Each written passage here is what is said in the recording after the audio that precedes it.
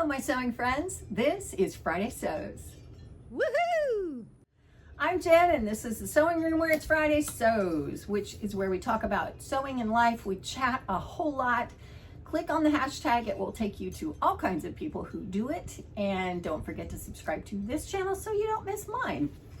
I have several things to tell you about, including a skirt fail, which, yeah, but a possible solution, so that's good. My ongoing t-shirt saga, which is kind of interesting at this point. A denim dress that may be in my future. Hand ironing, what it is, what it's not, and how we all figured it out. Two YouTubers that I want to tell you about, hurricanes, and then at the end, a little bit of Jesus. So I'm going to jump in with the skirt fail problem solution. We're all about solutions, aren't we? Butterick 6164. Okay, I've been making the skirt in this wardrobe pattern, which includes a top and also a blazer. And I've been making it out of this fabric I got at Hobby Lobby, which I thought was linen, but it's not linen. It is linen colored. It is 100% cotton, and it's in the home deck section. It's really nice fabric. It's a nice bottom weight, and so I forgive them for lying to me as to what it was because it's such a nice fabric. So here's the skirt. I changed a couple of things. This did have a side zip, and I moved the zip to the back. I put in side seam pockets, which sadly gape, which I don't like. And the most troubling thing about this is that the pleats, which are dropped in terms of where they release. Most of the time in a skirt, you'll have pleats and they release at the top or maybe 2 or 3 inches down.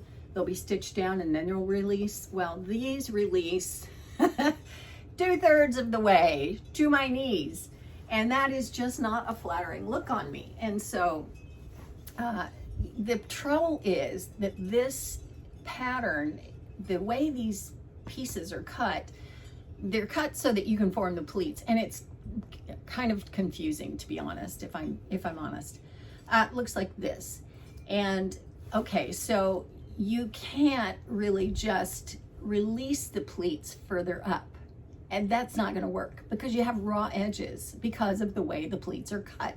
So my solution is, okay, well, we'll just do it from the top down then. I can do this. I can cut it so it's more like that. Except, look at this. See how much smaller that waistband is than where I need to cut it? That's okay, really, because it's pleats. And the beauty of pleats is that you can just bite a little more fabric together in order to make the pleats, and that will pull it in to where I need it to be. So it's an easy fix. It's a pain. I've worked on this enough that I really don't want to deal with it anymore right now. So I'm going to put it aside for just a little while.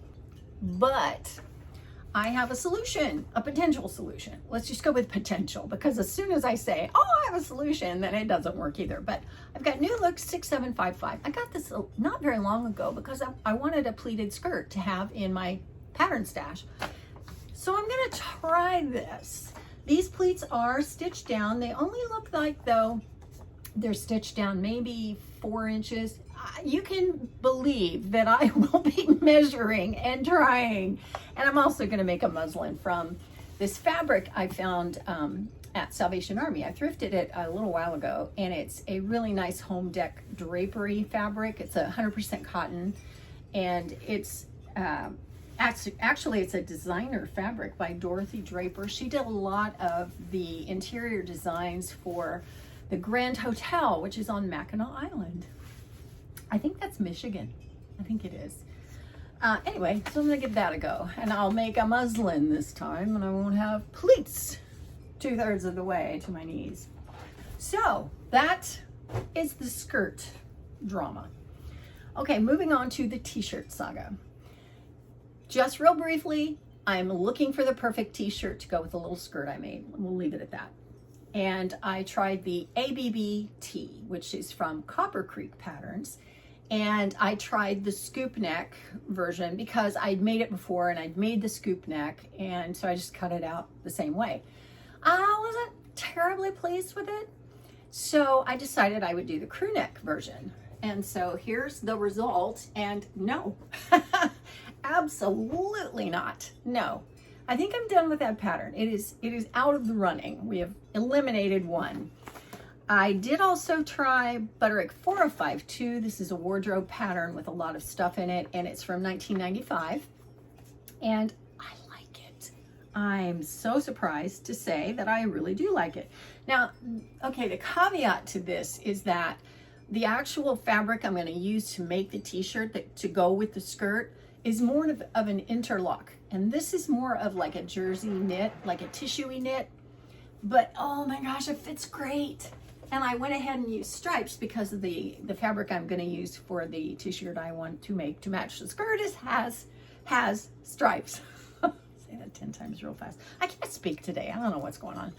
Anyway, this, you were supposed to put bias tape around the neckline, and I said, forget that, I'm just gonna turn it under. And man, I tell you what, the other top that I made, the other t-shirt that I made that I really like, I turned under the hem on the neckline, and gosh, that just makes such a difference. I do like a neckband, but this really is nice. It fits nice, I like it, so it's definitely a very high contender. So that's the t-shirt saga. Moving on to a potential denim dress that may be in my future. I want to make this. I love this. It came from Walmart. It's $26. I could just buy the dress. And in fact, I have bought the dress because I want to see what it looks like and how it's put together and all of the things.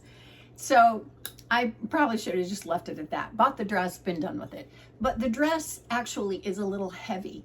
And so I thought, well, maybe I can make it in like some kind of a denim that had some lycra in it, and also that was lighter weight, because I live in a tropical climate. I need lighter weight things. Well, went to Hobby Lobby again. This was before they lied to me about the linen. And I found this. This is a nice denim. It has no stretch, so it's actually not what I wanted, but it's nice and soft. I like the color. And I have two patterns that I'm going to combine to get the dress that I want. And I may do a skirt too. I don't know. We'll see. There's a skirt that goes along with the dress, and it's really cute, and I love it because it has no waistband. It only has a facing at the top. So I don't know. We'll think about that. So that's the denim dress that's in my future, hopefully soon. I asked everyone in a community post if you knew what hand ironing was. Okay, here's the story of that.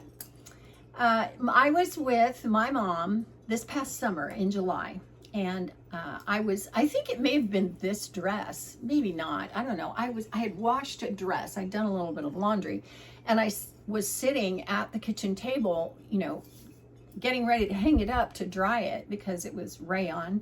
This is lyocell, but same difference. But anyway, so I'm smoothing it out. You know, I'm taking the hem and I'm doing this. And I'm smoothing it out, you know, just doing the whole thing. And my mom goes, I think you about hand ironed that thing to death. I said, what? Hand ironed? What are you talking about?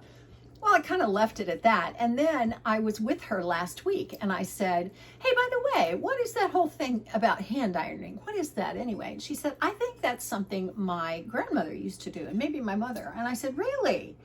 And I couldn't believe that it was an actual thing. I have started doing it. In fact, I did it with this dress, which I normally iron, but I didn't need to iron it because I smoothed it out enough that I didn't need to. So that's all hand ironing is smoothing things out with your hands while something is damp, so that you either eliminate ironing it altogether, or you very greatly decrease the need for it to be ironed. I really didn't know that was a thing, but I can imagine it being a thing when our mothers and grandmothers and great-grandmothers would hang laundry out to dry with clothespins on a line out in the breeze, you know, and smoothing things down so you didn't have to do as much ironing. Wow. Didn't know that was a thing, but it is a thing, and now we all know. And thank you to the 4 of you who figured it out and told me in the community post. I thought that was kind of cool. Moving on to 2 YouTubers that I want to tell you about. The first is Cheryl. And Cheryl, forgive me if I'm pronouncing your name wrong, but she and I have become friends on both Facebook and within YouTube. And so I knew her with regard to YouTube before I knew her on Facebook. And I asked her if she would moderate the Friday Sews Central page, which is on Facebook. It's linked below. And she said, sure. And okay, here's the thing about Cheryl. She knits and she sews, and she's from Kentucky. She's got that wonderful, soft Southern accent. I could listen to her speak for days. And she's really got a lot of good content. She'll talk about the stuff she's doing. She does a lot of designery kind of things. She quilts. She has a Bernina, so she's a serious person who sews, because those are serious machines. She also knits, and sometimes she'll talk about that. She's got grandkids, so she'll talk about things she's making for them, but most of the time it's something she's making for herself. And recently she's done things where she's taken, like upcycled some things into a beautiful blouse that she made. I thought it was gorgeous. She does not have the subscriber count that she should have. I don't know why nobody knows about her. And so that's why I'm telling you about her, because I think, oh my gosh, people need to know about her. So I'll link her channel below. Please go give it a look, have a little visit with Cheryl, and subscribe to her channel if you like it, you know, just have a look. Somebody new. The other person I want to tell you about is Catherine from Catherine Sews. Now, she doesn't know me. She doesn't know I'm talking about this, but I saw that she was at 98 point something subscribers, 98,000 point something subscribers. She is like 2,000 off of 100,000. And I would love to see her make that, you know, hit that mark. So if you like upcycling, and her personality is wonderful. So go give her a look and subscribe to her channel, and maybe we'll bump her up over 100,000. That'd be kind of fun. Let's move on to life and talk about hurricanes. Well, as I said, I was gone last week, and I was with my mom. Now, my mom is 86. She lives in her own home with my dad. My dad is 92. They're independent. They're in good shape. She drives, you know, it's like she is not frail or infirm, but she lost just all the strength in her legs. And she just said, I went to stand up, and it was like my legs went out from under me, and I didn't know what happened. Monday, I get a call from my sister, and she says, Mom fell again. And so I'm at the hospital with her, and we're checking her in. And so when they tell me there's a problem, I am on a plane, because I'm the oldest. And so I always go. So Monday afternoon, early evening, I was on a plane to go up there. Well, in the meantime, there's a hurricane coming, and there's all this hype going on. You will die if you stay here. You will be in such terrible shape. You need to evacuate. There's a lot of PR about that, a lot of all the stuff. So I was gone. My husband and my daughter left, went to my other daughter's house, and they rode it out in Georgia. And so we weren't even here, but we were in touch with our neighbors, and our neighbors let us know that we had no flooding, no water in or around our house at all. We had some twigs, branches in the yard, and that was it. I thought that it was going to be so much worse, and it was nothing. We didn't lose shingles. We didn't even, nothing. And so I thought about that later, and I thought, okay, it was a Category 3 when it hit land, and I was watching it on a live stream with these storm hunter people. You know, you just search it on YouTube and it would come up, and I saw cars that were like underwater in Venice, which Venice is about a half an hour north of me. And Siesta Key, where the hurricane came on land, is about 30 miles north of me. So this is why I expected for all this, you know, hurricane damage and flooding and everything to happen at my house. Nothing. So that is not to say nothing happened, because storm surge came in, like I say, to Venice. Cars were underwater, you know, homes were flooded. Up in Clearwater, in the Tampa area, they had a lot of flooding, a lot of damage. A Category 3 hurricane is nothing to shake a stick at. I mean, it's not nothing. It is substantial. I mean, winds are 100 miles an hour, you know, 120 miles an hour, I think. Okay. So I say that because I do take it seriously, and some serious stuff happened.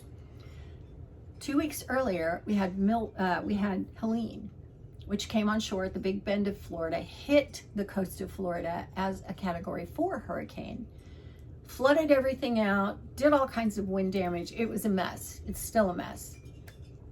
But I was never so proud as when my governor did a press conference and he said, we know how to prepare for this.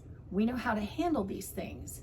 So we already had people in place who could restore power to areas, who could help people with cleanup. We already have all that in place. So we're going to send our National Guard up to help the people in North Carolina and Tennessee, because we got it covered. I was never so proud to be a Floridian. I got to tell you, wow. So we were fine. Nothing happened. It was all good here. Very surprising with the way that the wind direction was going, but you know what? Those shallow rooted pine trees are very good at just going like this in the wind. So let's continue to keep the people in North Carolina and Tennessee in our prayers, because it's one thing when it first happens and all the help rushes up and all the support is there and all the things are happening. But it's another thing 2 weeks later when there's been another hurricane or other things that started happening and people are going back to their regular lives, and yet all that stuff is still a mess. So we need to keep them in our prayers, and we need to do whatever we can to support them, because their lives have been devastated and their lives are never going to be the same. And their lives aren't the same where ours are, because life goes on. So anyway, I'll leave that there and I will go on to my little bit of Jesus. So if you're a person that checks out about now, I just want to say thanks for staying and chatting and listening to me yammer on about all the things. And so I hope you'll come back and share some more sewing with me next time. So I will see you then, and thanks for watching. For those of you who stuck around for a little bit of Jesus and enjoy that, I want to kind of continue on in the vein of what I was talking about with regard to the storm victims. So I have a scripture I want to share with you, but I want to save that for a minute and first of all talk about Job. Now we all know Job, the book of Job, the patience of Job, all the things that go along with Job. If you probably vaguely know the story like I do. I know that he was wealthy and respected in the community, had a wife and kids and money and stuff and all the things. All of those things were taken from him, and he got very sick, and then God came to him and had a conversation with him. He never gave up on God, and in the end, this is the important part, in the end, God gave him infinitely more than what he had lost. That's important.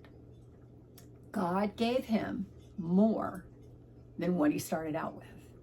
Okay, now I'm going to read the scripture for you, and you'll see why I want to say this, because it's from Isaiah 40:31, and it says, "But those who hope in the Lord will renew their strength. They will soar on wings like eagles. They will run and not grow weary. They will walk and not grow faint." That is the message that I want to give to the people who've lost everything. Just like Job, you've lost everything. So this is what the truth is. God is going to restore that. He's going to restore it back better than it ever was. He will renew our strength. When we have no strength to go on because everything is gone that we had, he renews our strength. We will mount up with wings like eagles. We will soar. We will just run and run and run and never grow weary. We will walk and we will not grow faint, because the Lord is our strength. That is a very big concept that I hope I can remember when I lose everything, because there will come a time when I will lose my children, I will lose my husband, but I will gain Jesus. Oh, wow. That is something to hang on to, isn't it? We will have that. We always have Jesus. We always have that. So I'm going to leave it there for right now. You all know I love you. Thank you so much for being here and for watching, and I will see you soon.